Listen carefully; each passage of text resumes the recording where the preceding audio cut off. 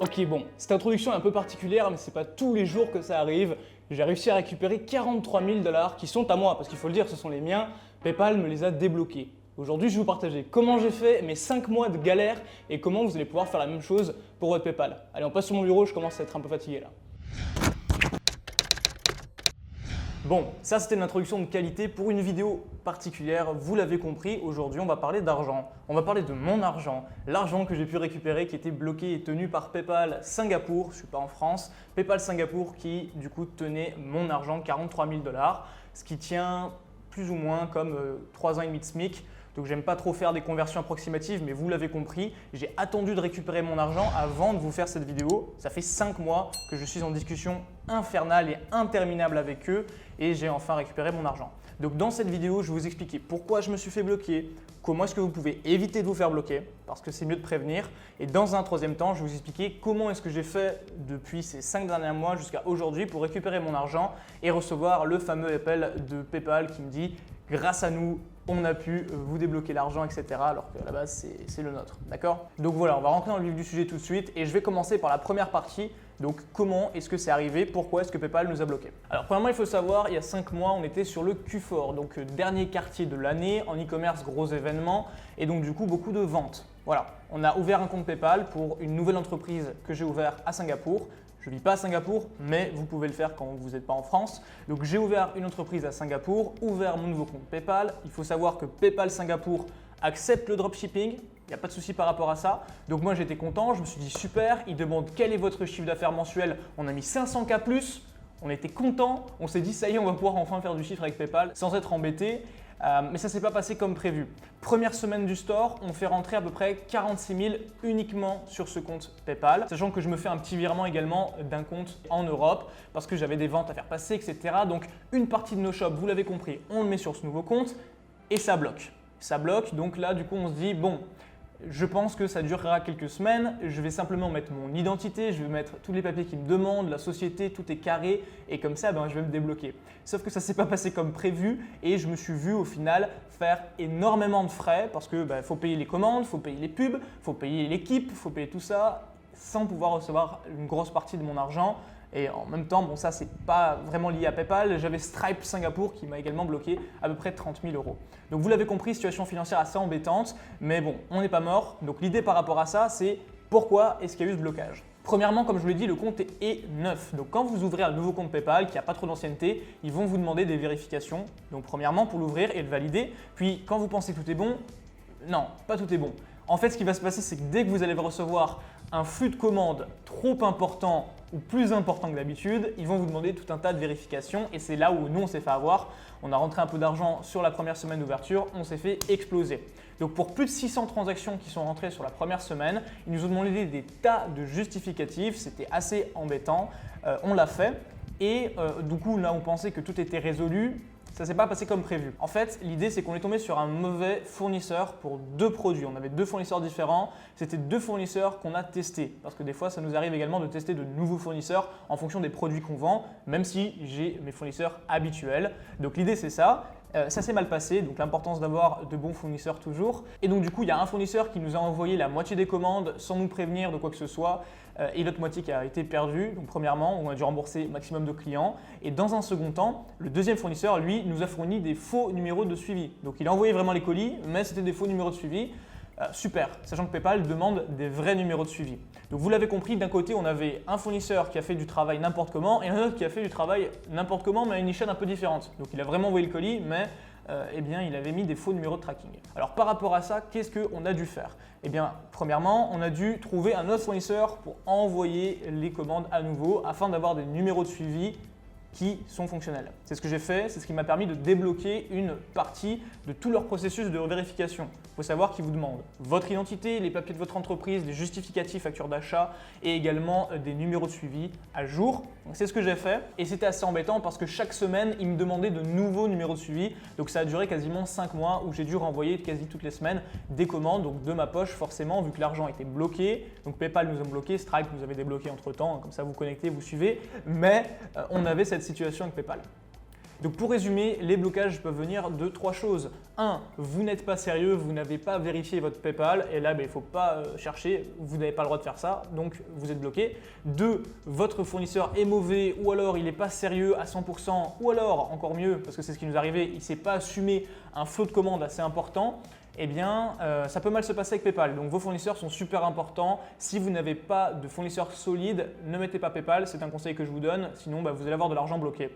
Et dans un troisième temps, qu'est-ce qui a fait qu'on a été bloqué? C'est tout simplement qu'on a eu un gros pic de commandes. Donc ça peut arriver et ça arrivera si vous faites du chiffre. Vous le verrez, vous serez bloqué, ça arrive à tout le monde. Et du coup, voilà, vous êtes bloqué, vous devez apporter les justificatifs. Donc maintenant, on rentre dans la partie 2 de cette vidéo. Qu'est-ce que j'ai fait pendant 5 mois pour pouvoir me faire débloquer? Alors, il faut le savoir, avec PayPal, ce qui marche, ce n'est pas d'être agressif avec le support. Pourtant, je l'étais un petit peu au début en leur disant que c'était notre argent, pas le leur, que nous on était carré, qu'on était en train d'envoyer toutes les commandes, que sur 600 transactions, c'est pas les 600 qui avaient des problèmes, c'était genre 5% des transactions et ça n'a pas passé. Donc voilà, il ne faut pas être agressif, il ne faut pas leur dire que là ils sont en train de faire n'importe quoi, il ne faut pas. Même si on fait une petite recherche donc sur Google, on marque PayPal, peu importe le pays, PayPal France, PayPal Allemagne, PayPal Hong Kong, PayPal USA, vous verrez, je vous mets au défi de trouver une note avec plus de 2 étoiles sur 5 avec Google. Difficile. Même si leur service est reconnu mondialement, donc à travers des dizaines et des dizaines de pays, par des milliers de personnes, des dizaines de milliers de personnes, il ne faut pas leur dire. Alors, il faut rester sérieux, cordial, et il faut limite être un petit peu mielleux, même beaucoup mielleux avec eux pour que vous ayez des réponses plus rapides. Donc pour vous donner un cas concret, là où j'ai réussi à avoir un peu de levier et des explications sur comment est-ce que je peux débloquer mes commandes, c'est quand j'ai été très mielleux en leur expliquant que là ça commençait à durer, qu'on devait payer les employés, les familles, que c'était difficile avec la situation actuelle, etc., etc., etc. Et je leur ai demandé de ne pas fermer la discussion par chat, parce que je parle qu'avec chat, avec eux, le téléphone ne sert à rien. J'ai appelé plusieurs fois PayPal France, ça ne sert à rien du tout, ils vous disent qu'ils vont vous rappeler, ils ne vous rappellent jamais. Donc j'ai galéré avec PayPal Singapour par chat pendant quasiment 5 mois. Donc l'idée maintenant, c'est que vous devez être assez cordial, mielleux, il faut le faire, c'est obligatoire. Et surtout leur demander de ne pas fermer la discussion. Parce que si vous fermez la discussion, en fait, vous allez passer sur un nouveau ticket, donc ticket de support, avec une nouvelle personne qui va vous redemander des informations.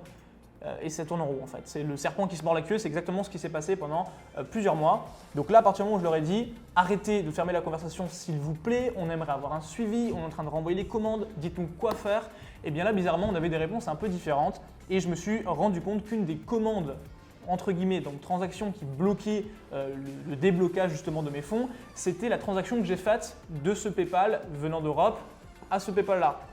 Et ce n'était pas une transaction e-commerce, c'est simplement de l'argent à moi que j'ai envoyé. Donc PayPal à un autre, parce que je me disais, c'est bon, Singapour, dropshipping validé, ils sont OK avec nous.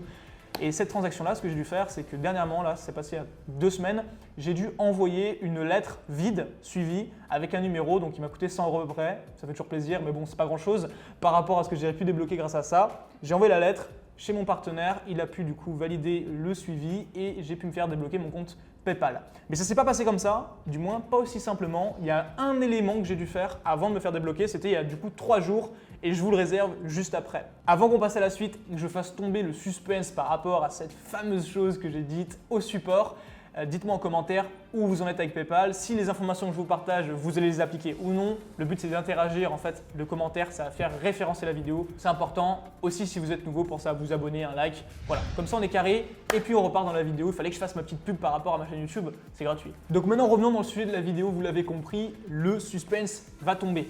Qu'est-ce que j'ai fait pour pouvoir justement éliminer les dernières vérifications? C'est que j'ai tenu une discussion avec la même personne sur 3 jours.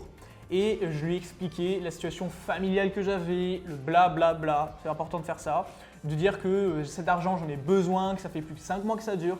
Parce que justement cette personne me disait, tant qu'on n'a pas la validation de tous les trackings, parce que parfois il y a eu du retard, c'est le nouvel an chinois, etc., eh bien on ne peut rien faire, on ne peut pas pousser le déblocage du compte. Et là je lui ai expliqué, écoutez, j'ai tout renvoyé de ma poche, ça fait 5 mois que ça dure, ce n'est pas un jeu. Maintenant on a besoin de l'argent, les transactions tac et tac ont été envoyées encore une fois, tout a été fait de ma poche, on a perdu assez de temps et d'argent et on a joué le jeu. Sur plus de 600 transactions, on a eu un problème avec 5%, même pas 5%, c'est un chiffre que je donne à la louche.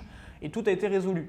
Donc là, du coup, elle m'a dit « Ok, je vais remonter ça aux équipes et vous aurez une réponse sous 5 jours ouvrés. » Et le même jour, eh bien, j'ai eu un appel, donc j'étais au sport, elle m'appelle et elle me dit « Voilà, j'ai une très bonne nouvelle pour vous, allez voir vos messages. » Et là, je rentre, je vois argent débloqué 43 000 $. Donc pour le moment, je ne sais pas trop encore ce que je vais en faire parce que c'est de l'argent que j'ai perdu. J'ai presque envie de vous demander des idées en commentaire. Donc comment est-ce que je pourrais dépenser ou investir cet argent? Ça pourrait être marrant. Donc si vous avez des idées, allez-y. Je pense à de la crypto. Pourquoi pas après investir dans 2-3 choses en physique ici. À voir, à réfléchir. Et maintenant pour finir sur ce sujet et terminer l'élément PayPal, si je devais vous donner une conclusion avec des étapes très simples à suivre pour que vous puissiez le dupliquer également, ce serait premièrement, prévention, si vous n'avez pas de système sûr au niveau de la logistique, ne testez pas de fournisseur comme j'ai pu faire cette erreur avec un nouveau compte PayPal ou même avec un compte PayPal plus ancien. Évitez totalement de faire ça. Gardez vos fournisseurs une fois qu'ils tiennent la route. On en a plein en plus, hein. C'est vraiment une erreur presque de débutant, j'ai envie de dire, mais c'est une erreur qu'on a faite parce qu'on s'est dit tiens, on a le fournisseur officiel de ce produit qui veut travailler avec nous et ce fournisseur officiel, il n'est bon qu'à faire le produit, il n'est pas bon à l'envoyer. Donc ça, il fallait le comprendre. Mieux vaut parfois passer par quelqu'un qui est plus sérieux comme une société logistique ou un agent si vous avez moins de volume afin que lui puisse faire le relais, prenne sa com, c'est sûr, mais soit habitué à envoyer du colis, très important. 2, ce que vous devez faire ensuite, c'est prévenir PayPal. Donc faites-leur des messages, c'est de la prévention encore une fois, en leur disant que vous risquez d'avoir de forts pics de vente parce que vous êtes là pour faire du business sérieux, que vous envoyez ce message à titre préventif, envoyez un mail et un chat, c'est bien. Comme ça, vous pourrez l'utiliser en référence si vous êtes bloqué. Je ne dis pas que ça va vous débloquer, mais par contre, ça vous appuiera au niveau de la crédibilité et de votre sérieux. Je vous rappelle qu'à la base, c'est notre but de prouver patte blanche et de dire qu'on est là pour faire du business sérieux. Troisième temps, si vous êtes bloqué et que malheureusement, vous ne pouvez rien faire, alors que vous avez mis tous les numéros de suivi, parce qu'en général, les numéros de suivi, c'est ce qui va faire que vous êtes bloqué ou non, eh bien là maintenant, il va falloir passer au sérieux. Donc, contactez PayPal par chat tous les jours, genre littéralement tous les jours. Et ne les insultez pas, ne soyez pas agressifs, etc. Ça ne sert à rien. On a tout testé, ça ne marche pas. Vous devez être carré, cordial, même si ça fait extrêmement suer d'avoir son argent, c'est son argent maintenu pour des raisons X ou Y qui sont complètement débiles par PayPal. Eh bien, vous devez rester cordial et limite les remercier en fait de tenir votre argent. C'est grâce à eux qu'on peut encaisser du coup certains marchés qui ne payent qu'en PayPal ou recevoir plus de ventes parce qu'il y a des personnes qui ne payent qu'en PayPal. Vous l'avez compris, il faut les brosser dans le sens du poil. Et dernier point, vous devez être constant. Si vous vous rendez compte qu'ils vous demandent des numéros de suivi, que vous ne les avez pas sous la main, payez à nouveau, refaites des commandes, montrez-leur que vous avez envoyé, demandez-leur de vérifier que vous avez bien envoyé et surtout, marquez noir sur blanc, ne fermez pas la conversation, j'aimerais avoir du suivi avec vous. D'accord? Si vous êtes en France, il y a aussi un numéro de support que vous pouvez appeler. Ça peut peut-être vous aider. Moi, personnellement, ça ne m'a pas aidé étant donné que je suis à Singapour. Mais voilà, faites le maximum pour montrer que vous êtes là, que vous êtes sérieux. Au pire, s'ils vous demandent des photos de votre stock, vous envoyez un message au fournisseur et vous dites « fais-moi une photo du stock ». Comme ça, vous l'avez et vous le montrez. Si vous demandez des factures, demandez les factures. Voilà, soyez un maximum carré. Et puis, je pense que dans tous les cas, il n'y a rien de mieux à faire que d'être sérieux dans son business, mettre les numéros de suivi au bon moment. Et si ça vous arrive, parce que ça va vous arriver d'être bloqué, eh bien faire tout ce que je vous ai énuméré le plus rapidement possible et de façon la plus sérieuse. Comme ça, vous aurez l'argent le plus vite possible. Voilà, je ne pense pas que je peux vous dire mieux. Il n'y a pas de recette miracle, à moins que vous soyez connecté avec quelqu'un qui gère la partie litige de PayPal.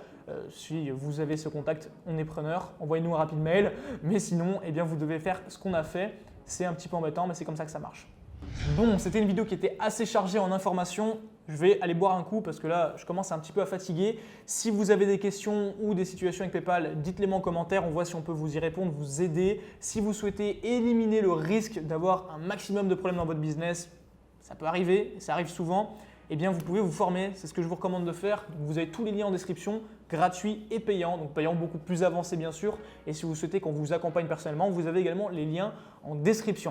On a fait le tour. Je vous dis à dimanche pour ma part dans une nouvelle vidéo. Et rappelez-vous, soyez sérieux, faites du business avec la vision long terme. Ça vous évitera bien des problèmes. Et du coup, je vous dis à très vite. Portez-vous bien.